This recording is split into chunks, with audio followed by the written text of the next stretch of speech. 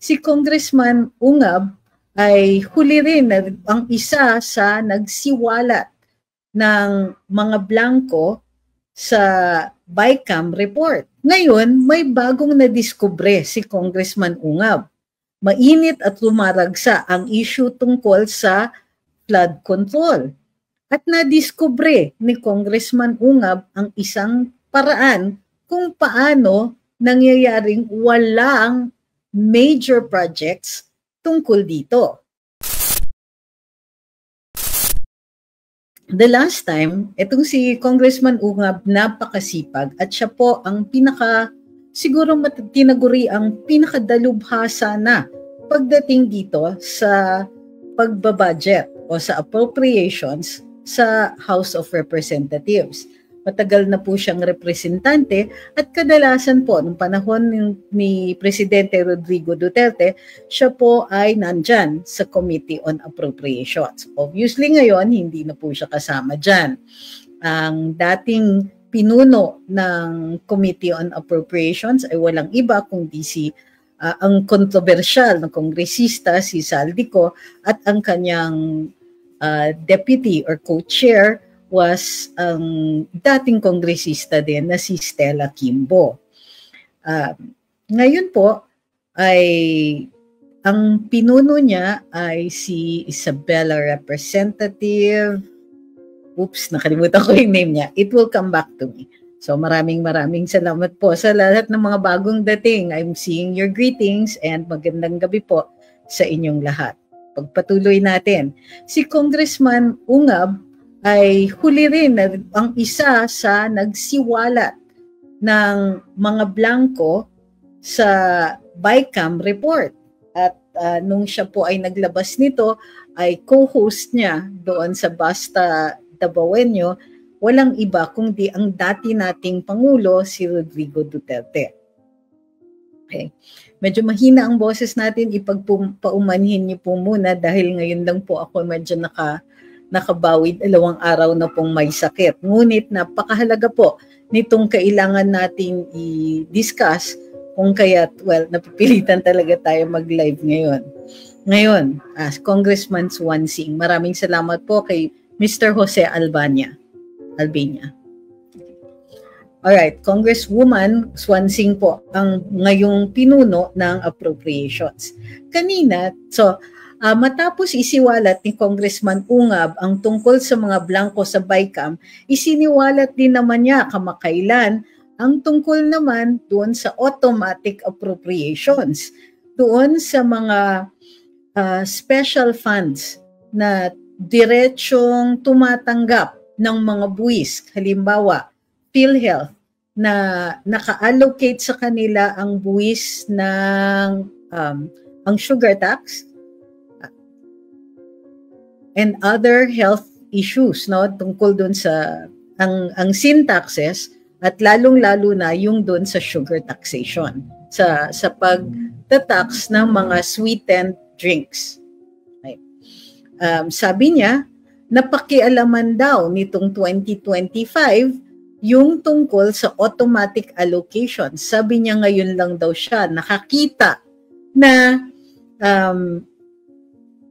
pinakialaman yung automatic appropriations at dinagdagan ang pupunta sa Kongreso. All of these funds must go straight to the appropriated agency, katulad ng PhilHealth. Ang NCCA, halimbawa, ito ay nakakatanggap ng 10% ng travel tax for culture and arts related projects. Automatic ang allocation nito kung kaya't hindi pwedeng lagyan ng kaakibat na appropriations. Dapat ito ay diretsyo lang doon sa mga ahensyang itinutukoy. Ngayon, may bagong nadiskubre si Congressman Ungab. Mainit at lumaragsa ang issue tungkol sa flood control. At nadiskubre ni Congressman Ungab ang isang paraan kung paano nangyayaring walang major projects tungkol dito. Kung matatandaan natin, during the Senate Blue Ribbon Committee na pinamunuan ni ni Senator Rodante Marcoleta, isiniwalat mismo ni Senator Marcoleta ang tungkol sa river basin projects. Ayon sa kanya, ang flood control ay mayroong mga recommendations, mayroong national plan para dito at ang namumuno niyan ay doon sa river basins na ahensya. Sabi niya, mayroong plano pero tila hindi napopondohan o hindi nakakatanggap ng mga proyekto tungkol doon. Nang tanungin ang DPWH, ang sagot ni then Secretary Bonoan, sumusunod lang daw sila sa GAA.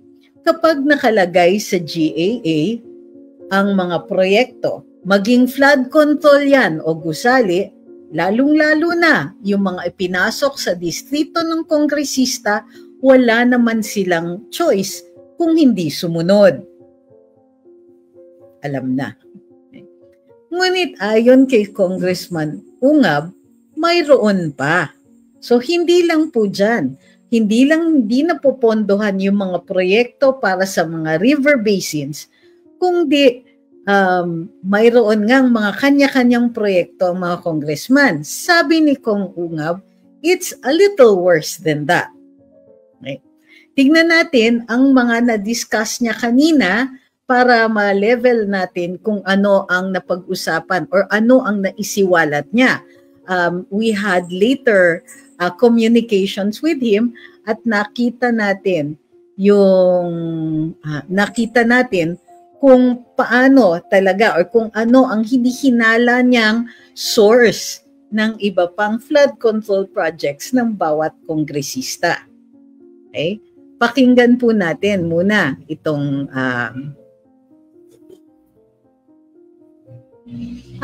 nasa na yan?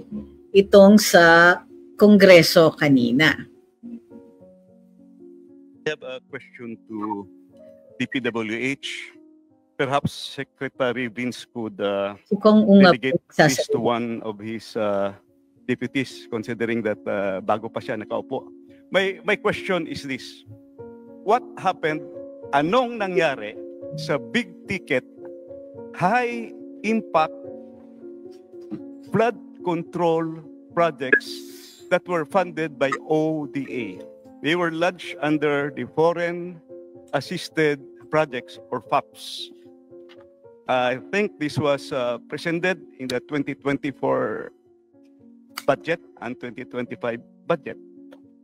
Can you give me an explanation or clarification on that? Kasi malalaki to.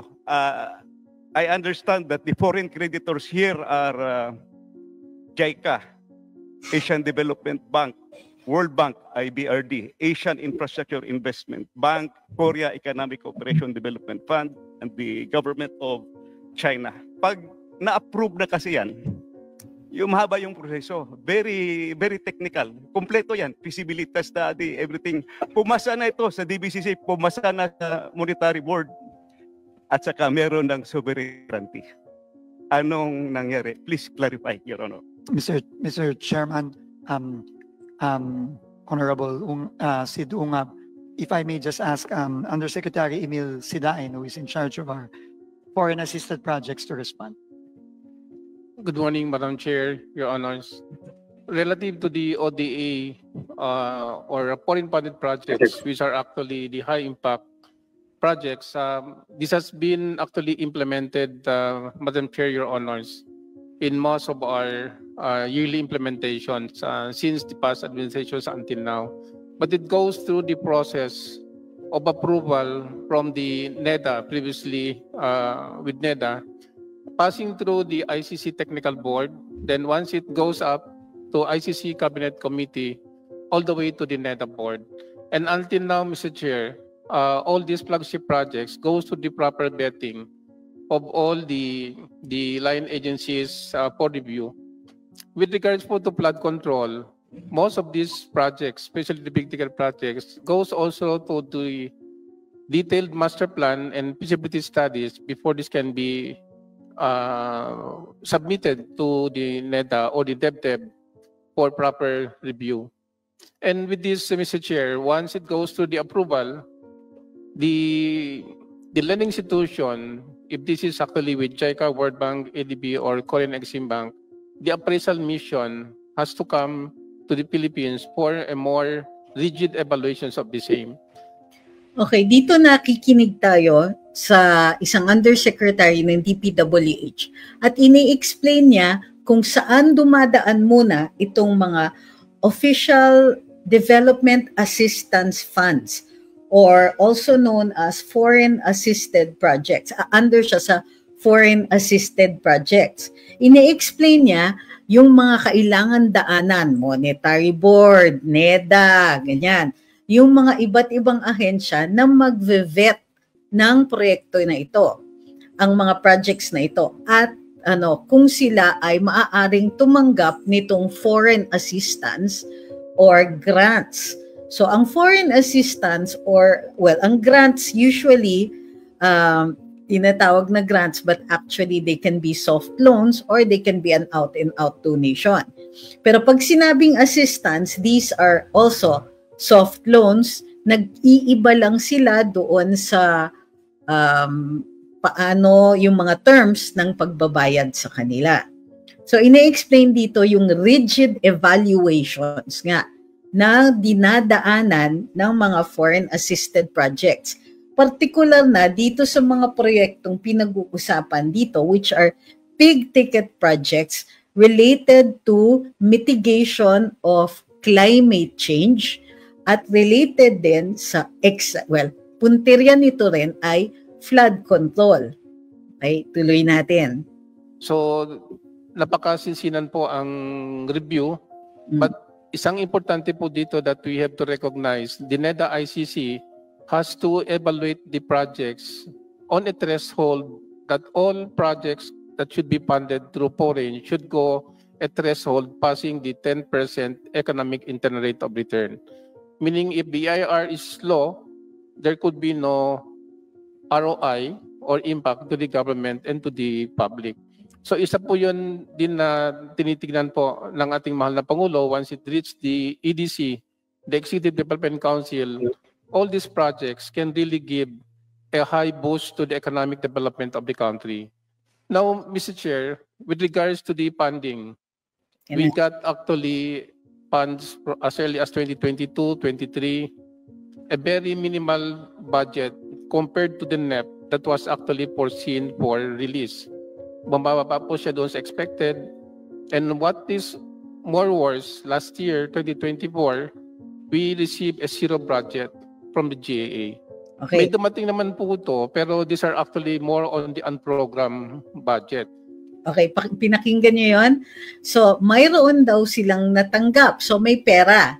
Pero, ang nirelease through the GAA noong 2024, zero. Meron daw silang natanggap pa rin tungkol dun sa flood control, pero ito ay mga nanggaling, di umano, sa unprogrammed budget. So, hindi doon sa ODA o sa Official Development Assistance or dun sa Foreign Assisted Projects na pondo. Hindi ito yung mga nanggaling sa foreign creditors. Pag-uusapan natin yan mamaya. So, ituloy natin. So meaning, wala po siya sa priority as to budgeting, and the unprogrammed normally comes out on the third and fourth quarter. Okay. So ang sinasabi niya dito is hindi naging priority yung flood control at kung inilagay ito doon sa unprogrammed funds, ang release niyan is third or fourth quarter. Yan na ang kasagsagan ng baha. So the effect for the insufficiency of funds or the lack of funds from the program line items of these flagship projects can eventually result into a slowdown of implementation, the suspension or delay also on the procurement kasi wala po katayong CAF for the certificate of ability of funds, so you cannot proceed with the bidding. And more worse, it can also generate a commitment fee because all loans are given a prescribed timeline, and this timeline inclusive of the funding and as well as the component by project implementation should be properly approved and implemented by the line agency, which is DPWS. So kung bitin po yung pondo, we always drag it to a more delay, more timelines that are necessary to complete the whole projects. Okay. Ang sinasabi niya is kung ito ay hindi ma-implement, pagka nag-agree tayo dito sa mga proyekto na ito, may commitment fee yan. Nagbabayad tayo, hindi pa yan nare-release ang pera. Ngayon, kung may counterpart funds, kailangan pinapakita na natin or ini-implement na natin ang proyekto even before the release of the money. Or, in this case, posibleng na-release na yung pera, pero hindi siya nagamit dun sa ikinauukulan na account and therefore could possibly lead to a suspension of future payments and a strike on our credit standing. Yung po ang problema namin. That's why in the next year budget, we would like to get the most exact NEP as actually been proposed in the DPWH for 2026 po. Thank you po. Ibig sabihin, hindi nila nakuha yung national expenditure program for 2024 and for 2025 at mayroon tayong graphic for that later on. Ito, may approved loan na sa mga foreign creditors. Approved na yung loan, sabi ni GAA 2020. Okay, ganito ang lumabas dito. What forward happened? ko lang ha. Kasi nandito yung Metro Manila flood. Ang sinabi dito ni Kong Ungab at may graphic tayo, in 2024, lumabas sa NEP yung 21 billion na supposedly from the ODA or FAP, Foreign Assisted Project. Sa first version ng General Appropriations Bill, andun pa siya. Pero dun sa final version at dun sa GAA, zero na po ang proyekto na ito. Bakit siya na zero? Hindi pa maliwanag para kay Kong. Ganon din nangyari sa 2025 pero medyo mitigated ng konti. Ayon sa kanya, dito sa sa 2024, sa Kongreso pa lang, zero na po itong portion na ito ng national budget. So, doon sa 2025, lumabas naman, this time 27 billion for the foreign assisted projects. Sa first version ng bill, mayroong konti, 16 billion, pero may bawas na. Pagdating yan yung sa House version. Pagdating ng after the Senate, ang Senado daw nagbalik ng 300 million. Pero doon sa final version, sa GAA, 9 billion na lang ang mga para dito sa mga proyektong ito. So, ayun. So, yun yung isiniwalat ni Kong Ungab kanina. Ilabas natin yan and let's go to our presentation. Okay, sandali lang po.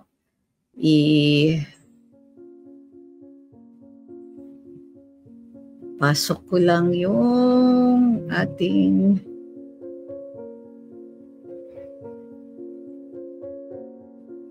yan.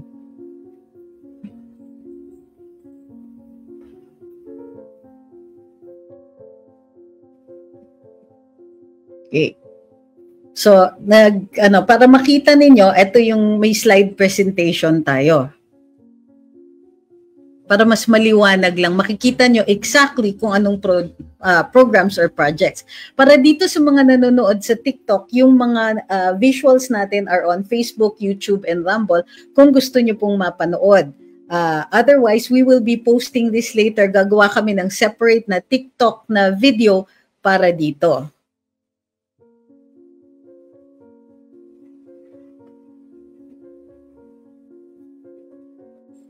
Okay. So, ODA.